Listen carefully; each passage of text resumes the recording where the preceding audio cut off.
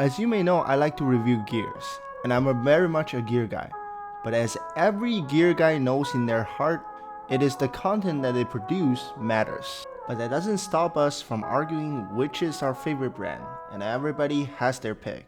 However, among all the cameras, there's one particular camera, if you hold it on the street, every photographer will look at you and say, that's pretty cool. Introducing Hasselblad 500 CM. Full disclaimer, I'm not a professional photographer, but I do take a lot of pictures and quite a lot of film. There's a particular reason why I like shooting on film, mostly because I don't want to feel like I'm working. I don't like processing hundreds of pictures when I get home. Shooting on film makes it easier when I'm traveling, where I truly don't feel like I'm working. If you shoot a lot of film, then you know the camera doesn't matter that much for film. And because how easy film camera breaks, I used to just shoot on $50, $100 film camera. But the quality of it, let's just say I want a better quality image.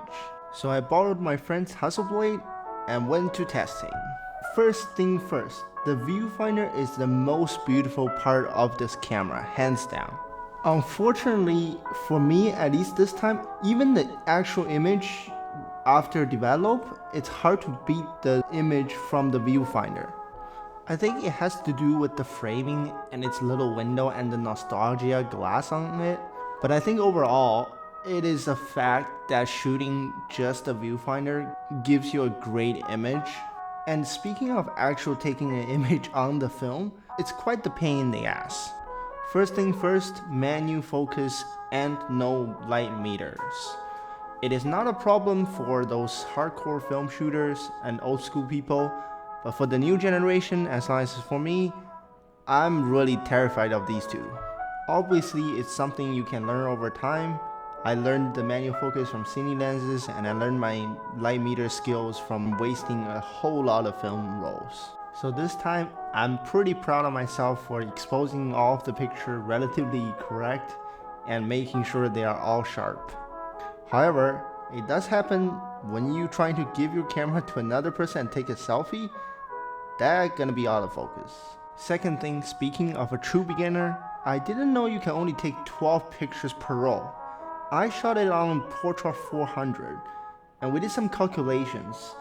I spent about $40 developing and by the roll, so divide that by 12 pictures, you get about 3.3 Canadian dollar per picture. That's an abomination of a price for a picture.